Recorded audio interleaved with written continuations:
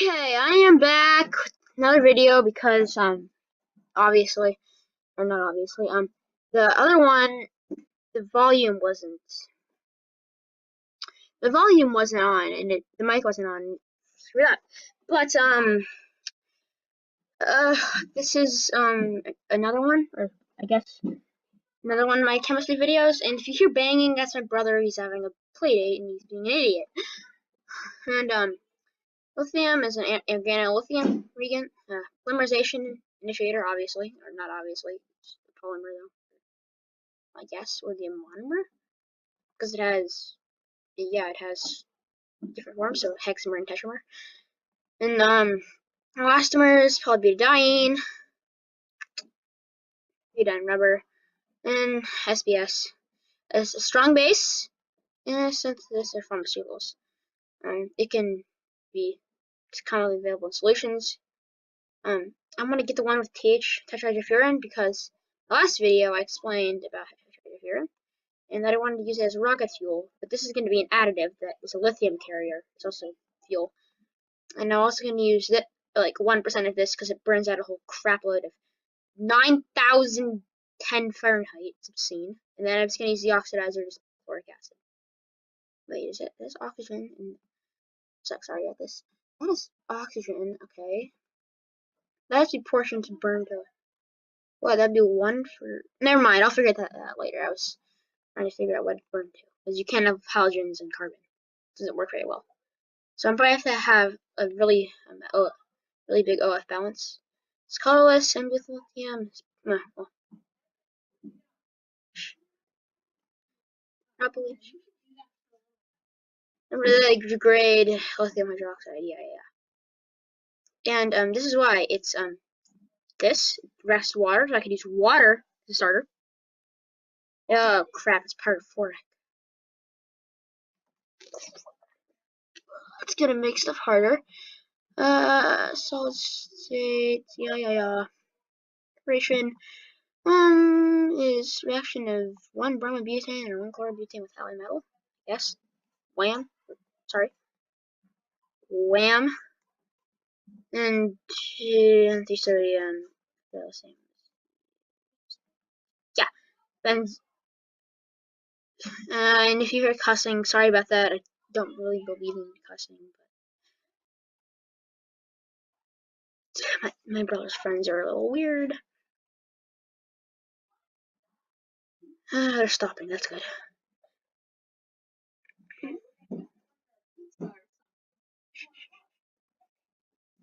I'm recording video. Oh, thanks. Degradation of tetrahydrofuran. Yeah. Trying to record something. Deprotonated, obviously, because it's a base. They're both bases, aren't they? Wait a minute.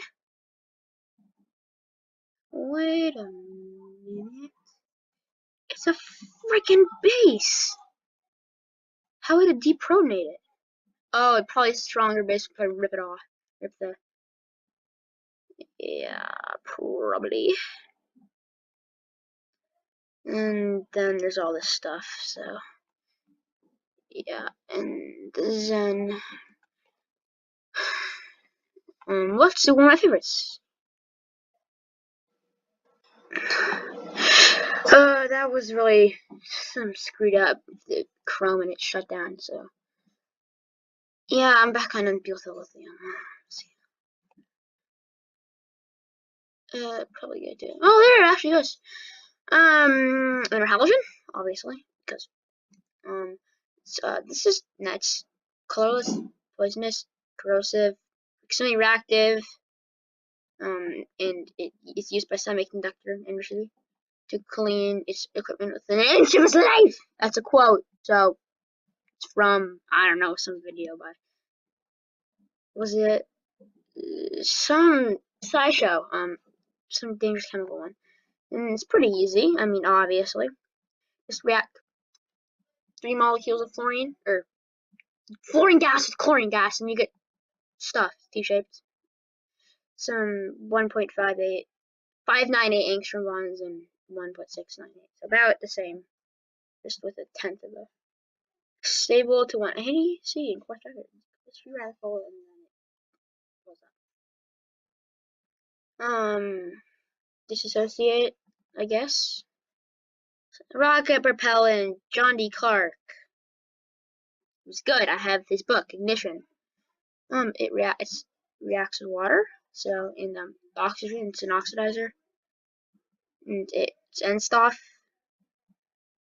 and it kills you, and it's also pretty nice oxidizer-wise. I'm not going to use it. I'm going to use some fuel combination you probably heard in the first part. I'm probably going to edit these two videos together. And yeah, that's that. Oh, I have to read it. You can, just, sorry. Okay.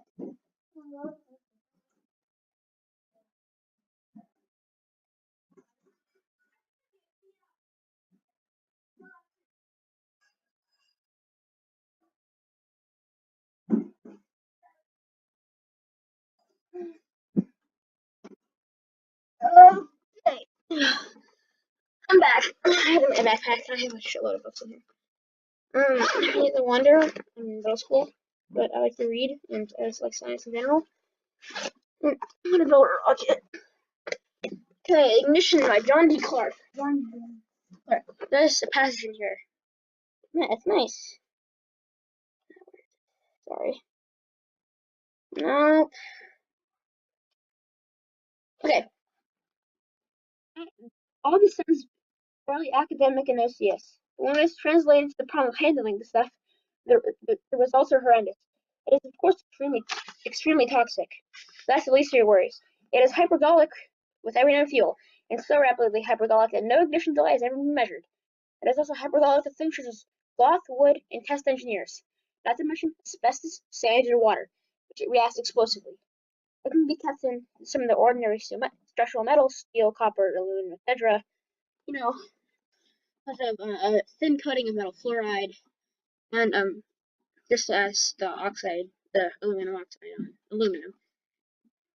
But if the coating is melted or scrubbed off and has no chance to reform, operator is confronted with the problem of coping with a metal fluorine fire. For dealing with situations, I have always recommended a good pair of running shoes. Or if you don't have running shoes, then just get the hell out of there. But I also employ a strategy called getting the hell out of there. Or yeah. And it also when they tried to ship it in bulk one time, the steel tank cracked because they froze it to make it easier to load the propellant with liquid nitrogen. It's in there somewhere. Yeah. But dry ice, not liquid nitrogen. But it had brittled the steel. It cracked. It leaked everywhere. It burned through concrete, and then a meter of dirt and gravel beneath that. And one of the operators described the spill as the concrete was on fire. That's another quote from that letter.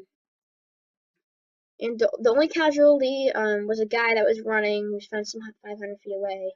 In the there's a weird quote where he had reached Mach 2 and was still picking up speed when he was stopped by a heart attack. I guess that was random, but yeah, that's pretty much that. And yeah. Let's see here. Let's do something fun like ozone. Because why the hell not? Ozone! It has 116.3. It's pretty. No, it's 2.78 angstrom. That's. And it's dark blue liquid violet black. It's so sensitive, it literally just blows the shit up. And that's basically just like the butyl, and butyl lithium ozone meter. Yeah, it's a very powerful oxidizing agent. And there's a way to make it, but yeah. So yeah, that's that. I'm not gonna do much on ozone, but oh, there's something I wanted to get. Azido, azide. There we go. Azido, also known as 1-diazo-carbonyl 5-acetotetrazole. It's a weird name, I guess. And that's all to know about it, because it literally is so sensitive. Detonation velocity 0.0988960 meters a second. Less than 1 Newton, less than 1 joule, or less than 1/4 of a joule. Soluble decomposes at 110 C. Melting point 78 C. So okay, I mean it's pretty low. C2N14. And you know why it gets this bang? Because nitrogen just really wants to be in a triple bond, but they're all in double bonds. So it reverts explosively, into triple bond nitrogen and the carbon, the 2 carbons that you can't really see. So yeah, that's that. And I think that's all, because my videos can't be stupid more than. Oh, I'll do elemental bromine. Just why not? Just because I can. Yeah, it's bromine. Number 35, they're the lightest halogen. It's a really cool liquid. It's bromose, I believe. Stench. It's sharp and disagreeable smell. Brine pools extracted, bromine, blah blah blah blah. Sorry. I was like going off. Still using well drilling fluids. What the frick? Film, yeah, I know that. I know it's used in film somehow. I forgot what chemical they use, but I used to know it. It was some kind of bromine salt. Yeah, it's cool and stuff, and yeah. Isotopes. Nice. There's running nuclear isotopes. Whoa. Yay. Yay. Yay. I can't highlight the whole Yay, radioactive liquids. That's actually copper-canesium, but that's like too radioactive. So I guess it's radioactive-ish. Is that even a word? Radioactive-ish? Radioactive-ish. So yeah, that's all for this video, and I have to edit it together, so. Bye! That's all in my new installment of Cool Chemicals.